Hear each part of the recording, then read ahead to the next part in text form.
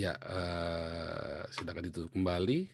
Ibu Nerlian akan membacakan renungan kita hari ini dari Ulangan 32 ayat 1 sampai 12. Sebentar ya, Ibu Nerliana, silakan di-unmute sekarang. Silakan Ibu Nerliana. Baik, Pastor. Selamat malam, Pastor dan Ya. Ibu waktu Eropa.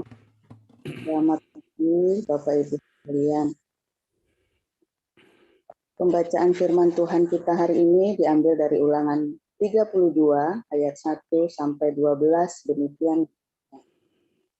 Nyanyian Musa. Pasanglah telingamu, hai langit, aku mau berbicara, dan baiklah bumi mendengarkan ucapan mulutku. Mudah-mudahan pengajaranku menitik laksana hujan, perkataanku menetes laksana embun. Laksana hujan renai ke atas tunas muda, dan laksana dirus hujan ke atas tumbuh-tumbuhan. Sebab nama Tuhan akan kuserukan, berilah hormat kepada Allah kita, gunung batu, yang pekerjaannya sempurna, karena segala jalannya adil. Allah yang setia, dengan tiada kecurangan, adil dan benar Dia. Berlaku busuk terhadap Dia, mereka yang bukan lagi anak-anaknya, yang merupakan muda, suatu angkatan yang bengkok dan berbelit-belit. Demikianlah engkau mengadakan pembalasan terhadap Tuhan, hai bangsa yang bebal dan tidak bijaksana. Bukankah Ia Bapamu yang mencipta engkau, yang menjadikan dan menegakkan engkau? Ingatlah kepada zaman dahulu kala, perhatikanlah tahun-tahun keturunan yang lalu, tanyakanlah kepada ayahmu, maka ia memberitahukannya kepadamu, kepada para tua-tuamu, mereka mengatakannya kepadamu. Ketika Sang Maha Tinggi membagi-bagikan milik pusaka kepada bangsa-bangsa, ketika ia memisah-misah anak-anak manusia, maka ia menetapkan wilayah bangsa-bangsa menurut bilangan anak-anak Israel. Tetapi bagian Tuhan ialah umatnya, Yakub ialah milik yang ditetapkan baginya. Didapatinya dia di suatu negeri di padang gurun, di tengah-tengah ketandusan dan auman padang belantara. Dikelilinginya dia dan diawasinya, dijaganya sebagai biji matanya. Laksana Raja Wali menggoyang bangkitkan isi sarangnya, melayang-layang di atas anak-anaknya, mengembangkan sayapnya, menampung seekor, dan mendukungnya di atas kepaknya. Demikianlah Tuhan sendiri menuntun dia, dan tidak ada Allah asing menyertai dia. Demikian, Pastor. Haleluya. Ibu Ana membaca Mazmur 5 ayat 1. Mazmur 5 ayat 1. Dan 2 mungkin ya. Untuk pemimpin biduan dengan permainan suling Mazmur Daud. Berilah telinga kepada perkataanku ya Tuhan, indahkanlah keluh kesahku. Nah, stop situ aja. Tolong buka yang King James Version, yang bahasa Inggris.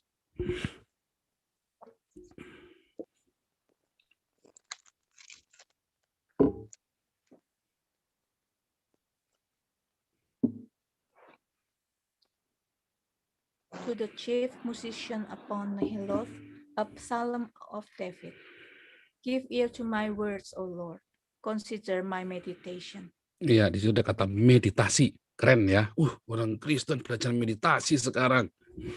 Itu dalam bahasa aslinya. Jadi kata dengarkan keluh kesahku itu kurang pas ya, kurang pas.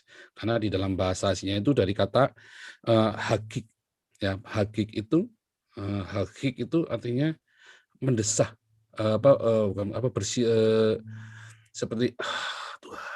Nah gitu ya, seperti gitu ya. Jadi kalau misalnya Anda tuh kalau yang pernah kena masalah besar, Anda tahu tuh rasanya tuh ya. Dulu 7 tahun, 10 tahun yang lalu ya, waktu saya mengalami perjumpaan dengan Tuhan dalam masalah besar itu saya doa, Tuhan Yesus, tolong Tuhan, Tuhan Yesus. Nah, itu seperti itu. Karena sudah habis semua doamu, ya, sudah nggak ada kata-kata lagi. Akhirnya cuma bisa apa? Tuhan Yesus tolong. Nah, cuma bisa begitu tuh. Ya. Kalau Anda yang pernah tahu rasanya masalah besar, nah itu tuh seperti itu doanya. Sampai udah nggak keluar doa lagi tuh pokoknya. Sampai udah nggak bisa doa. Air mata sudah habis. Tapi untung Tuhan Yesus, dia mengerti segala bahasa, nggak cuma bahasa Arab doang. Bahasamu dia ngerti, bahkan bahasa tetesan air mata pun dia mengerti. Sehingga ketika Anda berdoa, tidak terucapkan pun, ya, doa yang tidak terucapkan itu, dia ngerti. Tuhan, tolong Tuhan. Bahkan Anda udah nggak bisa cuma, aduh Tuhan, tapi hatimu tuh mengarah kepada Tuhan. Nah, itu ya. Jadi kalau Anda yang merasakan itu, ayo mulai. Jangan takut. Oh, itu kan bukan doa, oh, itu doa. Di tempat tidur ya, Anda lagi, Tuhan. Wah, dulu ya 10 tahun itu saya sampai ngeringkel itu saya di tempat tidur ya. Saya cuma peluk bantal, udah saking takutnya. Wah, dulu itu ya, saya cuma peluk, Tuhan Yesus tolong, Tuhan Yesus tolong. Wah, doa itu ya, itu berkuasa loh. Padahal cuma bilang Tuhan Yesus tolong. Wah, itu doa lebih berkuasa daripada 1 juta kata yang kau ucapkan. Nah, oke, kita cerita judulnya hari ini Merah Hefet bagian yang kedua. Merah Hefet itu, tadi ada yang nanya ya, Merah Hefet itu artinya menaungi, lingkupi, melingkupi, menaungi. Makanya di dalam Kejadian 1 ayat 2 kemarin kita belajar ya, waruah Elohim Merah Hefet al-Paneham Mayim. Ya, di situ dikatakan roh Elohim, ya, Merah Hefet. Kata melayang-layang itu terjemahan yang tidak tepat. Karena itu pikirnya, oh itu kan ruah, jadi melayang. Oh enggak. Karena memang kata Merah Hefet itu digunakan yang pertama memang untuk Raja Wali yang lagi terbang. Jadi oh mungkin melayang, karena roh itu melayang. Tapi yang kedua, kata Merah Hefet juga berarti mengerami telur. Dia induk ayam itu, di atasnya telurnya itu dierami begitu ya. Nah itu juga Merah Hefet. Nah, arti yang ketiga nanti. Nah, kita yang ke satu dan kedua. Kemarin kita cerita yang mengerami induk ayam yang mengerami telur-telurnya sehingga pada waktunya Roh Kudus berkata Elohim berkata Yehior wa Yehior. Jadilah terang, maka terjadilah, maka hidupmu akan terang benderang sekalipun makan roti dan air sedikit. Tapi Tuhan Yesus akan berbisik di telingamu dan kamu akan dengar itu jalan setapak, langkah demi langkah. Ya. Nah, tapi saya sekarang mau cerita nih, Merah Hefet yang kedua, yang melayang. Yang melayang induk Raja Walid yang melayang menggunakan kata Merah Hefet. Tadi di dalam Ulangan 32 ayat 11 disebutkan seperti Raja Wali yang melayang. Itu di kata Merah Hefet. Jadi saudaraku, ya di dalam kehidupan, di dalam ceritanya burung Raja Wali ini, ada seorang penulis yang bagus sekali ya, ada seorang hamba Tuhan, dia seorang trainer yang baik, seorang leader yang baik, namanya Ralph Mahoney. Ya, dia menceritakan kehidupan tentang Raja Wali. Terus saya cek memang benar ya, kalau Anda lihat di National Geographic juga mungkin bisa cek juga. Saya lagi ngutip yang dari Ralph Mahoney, urutannya Ralph Mahoney ini. Dia cerita begini, saudaraku. Raja Wali itu, ya, waktu dia mulai sudah saatnya musim kawin itu ya, saatnya musim kawin, maka dia kan ya musim kawin ya. Lalu setelah itu, setelah pembuahan, dia akan pergi naik ke atas gunung yang paling tinggi. Gunung yang paling tinggi dan yang paling curam. Dia akan cari di wilayahnya dia, tempat yang paling tinggi dan yang paling curam. Dan yang bawahnya itu langsung jurang. Sehingga tidak ada binatang lain yang bisa ke sana. Kadang-kadang ada ular, kadang-kadang, tapi itu jarang sekali karena itu tempatnya tinggi banget ya. Nah, Raja Wali semakin hebat Raja Wali, dia akan makin terbang tinggi, makin dia akan cari tempat yang paling tinggi dan dia akan bersarang di situ dan dia akan bertelur di situ dan dia akan mengerami Merah Hefet yang pertama di situ. Merah Hefet itu dierami. Terus telur itu akhirnya menetas dan jadilah anak-anak Raja Wali. Saudara tahu ketika Raja Wali itu bikin sarangnya itu ya, itu sarangnya dibikin nyaman, Bu. Wah, itu dia bikin sarangnya dia bikin sarang-sarangnya dari ranting-ranting yang berduri-duri tajam itu ya. luarnya itu berduri tajam sehingga binatang itu kalau mau masuk itu terperangkap, dia pasti ini ya, terperangkap dan nggak bisa stuck di sana. Wah, ya jadi makanan dah jadinya kan. Ular pun bisa stuck di situ juga. Wah, jadi makanan juga. Jadi dibikin dari duri-duri yang tajam. Lalu bagian dalamnya, begitu sudah jadi sarangnya, maka Raja Wali itu kan goyang-goyangkan badannya. Sehingga apa? Bulu-bulunya rontok tuh. Jadi bantalannya empuk buat sarangnya itu. Kemudian ketika telurnya itu menetas, maka si ini piyiknya itu apa namanya? Piyik itu apa, Mas? Anak Raja Wali lah gitu ya. Apa sih pitik itu loh, pitek itu loh. Nah, itu ada di situ. Nyaman sampai akhirnya mereka dikasih makan, wah dimanja pokoknya. Tetapi begitu sampai usia tertentu, maka si Raja Wali ini mulai dia goyang-goyang itu sarangnya. Tadi dia goyang-goyang badan supaya bulu-bulunya rontok buat nyelimutin itu. Sekarang dia goyang-goyang sarangnya, dia coker-coker itu, dia ceker-ceker itu bulu-bulu yang lembut itu, yang dari sarang itu, supaya keluar semua. Sehingga mulai tajam tuh. Waduh, si pitik-pitik ini, mama sakit, mama, aduh mama, tadi malam nggak bisa tidur, mama, wah inilah itulah segala macam. Oh itu nggak main-main itu ya, itu mereka itu sampai wah, pik, pik, pik, pik, nangis mereka. Sudah begitu saudaraku, tetap dikasih makan, tetap dirawat, tapi ini mama nggak bisa tidur, badan sakit semua. Tapi makin lama, ya kan karena tusuk, kebal kan kulitnya kan lama-lama kan, seiring dengan kulitnya kebal, bulu-bulunya juga tumbuh juga makin lebat. Wah itu waktu prosesnya itu tuh si pitik itu bilang mama kejam, dia bilang ini ibu yang kejam ini. Ya si ibunya si induk Raja Wali ini cuek aja, wah dia di ini terus. Sampai suatu ketika sudah masa akil balik nih. Wah, maka si mama bilang, "Ayo anak-anak ikut mama." "Kemana, mah?" Gue bingung, "Asik kita mau jalan-jalan." "Ikut mama semuanya." Oke, ikut mama. Tahu nggak caranya ikut mama? Dia dia dia suruh anaknya tuh satu-satu baris. "Oke, kamu dulu." Panggil. Oke itu si Yasmin. Yasmin, maju depan. Siap mama. Wah senang dia pikir, wah udah GR mau diajak jalan-jalan ke pasar malam. Enggak, saudara, aku begitu dia sampai di pinggir sarang, bawahnya tebing itu kan. Wah didorong itu anaknya. Wah, mama Edan, mamaku Edan. Lihat dia begitu didorong, saudaraku. Dia bilang mamanya Edan. Wah dia kepak-kepakan. Wah dia berusaha kepak-kepak saudara. Wah begitu sudah mau jatuh ke tanah, tiba-tiba si induk Raja Wali dia terbang. Disambar gitu. Terus taruh di punggungnya. Terus naik ke atas lagi. Begitu terus. Oke, sekarang Broto. Wah, Broto ini paling bandel, petakilan dia lompat langsung. Wih, dia nggak ngerti apa yang terjadi kan. Begitu dia lompat, alamak mati aku. Dia terjun bebas. Wah, dia kepak-kepakan. Wah, nggak nyampe-nyampe. Wah, udah mau nyampe bawah. Tiba-tiba Raja Wali itu datang. Induknya tuh. Terus dia mengembangkan sayapnya begitu, taruh di atas pundaknya. Terus dia naik lagi. Wah, sekarang yang ketiga, saudaraku, Siti itu Cun, wah nggak mau, dia bilang karena dia diceritain sama si Yasmin tadi kan, udah diceritain sama Yasmin, wah di sana terjun si Mama Edan, awas Mama lagi kumat tuh, lagi sakit itu, lagi jiwa hati-hati, wah nggak mau, patuk dilempar udah, wah nggak macam-macam, dilempar saudaraku. Saya ingat orang-orang itu ya, orang-orang Cina komunis itu kalau didik anaknya berenang, caranya gimana? Ayo anak-anak berenang, enggak, begitu sampai di pinggir sungai, dilempar saudaraku. Di sini ada review dari RRC ya, yang saya baptis kemarin tahun lalu. Dia cara didik anaknya berenang tahu gimana? Kita kan sungai, anak saya kan bisa berenang semua dua-dua kan. Kita berenang senang, wah kita berenang di sungai gitu. Anaknya kan takut kan, wah nggak mau. Udah diem itu dicorokin sama mamahnya. Wah minum air tenggelam itu anak saudaraku. Saya sampai kaget gitu, saya kejar ke bawah, saya tenggelam, saya naikkan ke atas gitu kan. Udah turun, wah nangis dia marah-marah. Dipikir lagi apa, dicorokin lagi sama mamanya. Akhirnya anak itu sekarang bisa berenang.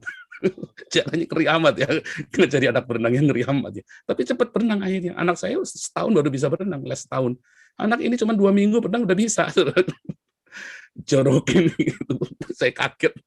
Induk Raja Wali ini ngeri ya. Dia patuk itu si Siti itu dilempar keluar. Wah, Mama Edian, mati aku. Wah, begitu sampai bawah itu lagi. Minggu depannya gitu lagi. Wah, sampai kencing. Minggu depannya gitu lagi, saudara. Wah, itu anak akhirnya bisa berenang. Bisa berenang lagi, bisa terbang. Dipaksa kok. Kalau disuruh sukarela, mana mau. Mana mau, ngeri begitu ngeliat ke bawah, wih, dasarnya aja nggak kelihatan, awan semua. Ngeliat ke bawah, awan semua. Lama-lama dia terbang. Dan dia ada di atas, saudaraku.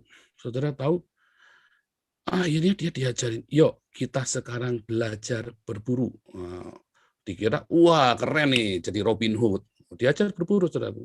Ternyata nggak diajak ke hutan, apa? Diajak naik ke atas, terbang setinggi-tingginya. Terbang setinggi-tingginya sampai nggak ada awan lagi. Wah, sakit matanya, sakit, aduh, matanya sakit, aduh, matanya sakit. Wah, semuanya nggak tahan, semua harus turun semua.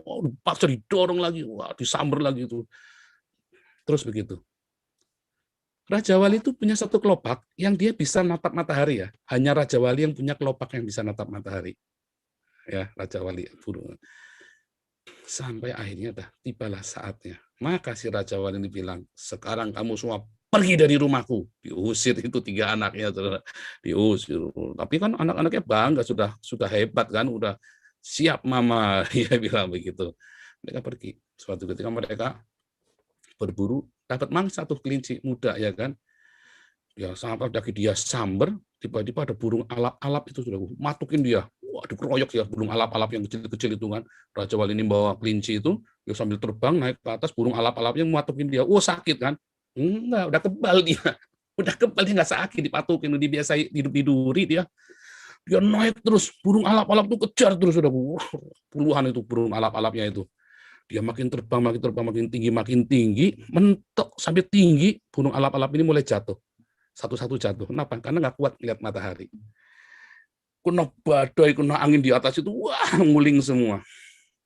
Tapi Raja Wali ini begitu udah sampai tinggi mentok, dia cuma tinggal kepakin sayapnya gini, cuma tinggal lebar begini, yang layang. Luar biasa Tuhan kita, didik kita. Jadi saudara, waktu Anda di dalam pencobaan dan badai yang begitu besar, sebetulnya belum besar, masih kecil-kecil. Dulu yang saya alami nggak seberapa. Saya pikir itu badai sudah mau mati. Enggak. Tuhan latih tangan kita untuk berperang. Dia latih mental kita. Dia latih hidup kita menghadapi kengerian-kengerian. Dia hajar badan kita. Didera hidup kita dengan segala penderitaan. Supaya ketika kita dipakai Tuhan dengan luar biasa, deraan itu udah nggak berasa. Ketika engkau mencapai destinimu, tujuan dalam hidupmu yang sejati nanti, itu udah nggak berasa. Semua yang begitu-begitu tuh. Saudaraku, ketika Tuhan persiapan saya kan dari kecil saya bilang, saya cita-cita mau jadi pendeta, saya bilang begitu. Apakah mulus rancanya? Oh mulus, jadi pendeta langsung. Jadi pendeta tuh gampang, saudaraku. Saya mau saya jadi pastor, saya ditahbiskan. Tahun 99 saya ditahbiskan pertama kali jadi pastor. Ditahbiskan, gampang. Tetapi mencapai destinimu. Karena Tuhan tidak memanggil kita untuk menjadi pastor, itu kan cuma jabatan gereja doang. Saya baru ngeh itu. Tuhan punya destiny untuk setiap Anda dan saya. Dan di dalam proses mencapai destiny, menjadi bejana yang mulia, atau apapun yang Tuhan inginkan dalam hidupmu, itu ada proses yang luar biasa. Ada yang destiny-nya untuk menyelamatkan seluruh keluarga besarnya, dan ketika Anda menginjil kepada keluarga besar Anda akan disalib dulu. Serius. Ada yang destiny-nya untuk menyelamatkan satu kampungnya, sebelum Anda dipakai, Anda disalib dulu. Ada yang destiny-nya untuk menyelamatkan satu bangsa, dan dia disalib dulu. Ada yang destiny. Bagaimana kita menyatakan? Bukan berarti jadi pendeta. Anda tetap bekerja, Anda tetap melakukan aktivitas Anda, tetapi ada bentukan-bentukan Tuhan yang dahsyat dalam hidup Anda. Proses-proses dari yang kecil-kecil, sampai gede, sampai besar. Apa yang perlu Anda lakukan? Yang perlu Anda lakukan itu cuma percaya. Ketika melewati masa-masa yang training induk Raja Wali itu, Anda hanya perlu percaya. Ketika Anda dilempar, dijorokin dari pinggir tebing itu, Anda harus percaya bahwa ia akan merah kefet. Dia akan menaungimu. Dia akan menaungimu. Terus dia akan latih terus tangan kita, sayap kita, sampai kepaknya kita tuh kuat, sehingga ketika ada badai itu kita cuma tinggal bentangan tangan kita dan kita makin naik. Cuma tinggal dibentangkan doang. Naik. Itulah terjadi. Dan saya bersyukur Tuhan ajari saya. Dulu saya takut, dulu saya ngeri. Saya dihajar, saya jadi penjahat, saya sampai saya jadi orang busuk dulu tuh ya, karena saya nggak tahan, saudaraku. Proses Tuhan saya nggak tahan. Yang nggak tahan apa sih saya kalau saya?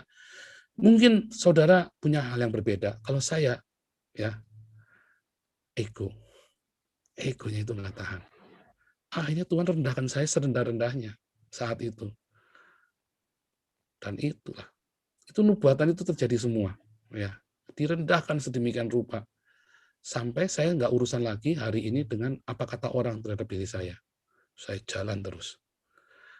Hari ini kalau saya bisa baptis ratusan orang, saya kan suka nantangin tuh orang-orang yang rese-rese itu, orang-orang para teolog-teolog yang rese. Kamu ini, emang kamu sudah baptis berapa orang? Saya bilang begitu. Saya sudah ratusan. Kamu jangan sok. Tadi saya barusan di WhatsApp itu ya sama teman kuliah saya itu ya.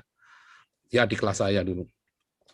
Adik kelas teologi. Nah, saya bilang, kamu sudah baptis berapa orang, ajarin saya. Itu bukan saya sombong, saudaraku. Tapi Tuhan punya proses dan punya cara dalam hidup kita. Dan kalau kita yakin itu dari Tuhan, jalanin. Karena Tuhan sudah persiapan kita sebelumnya. Jadi ketika orang ini bilang, ini saya cerita, kamu sudah baptis berapa orang, itu bukan saya lagi nyombong, bukan lagi pamer. Tapi saya lagi ingatkan dia, jalanku itu bukan jalanmu. Kita itu punya destiny yang berbeda. Jadi kalau kamu itu belum berbuah, jangan ngajarin yang lagi kerja. Saya bilang, kalau kamu belum berbuah, jangan ngajarin yang lagi kerja. Saya bilang begitu sama dia.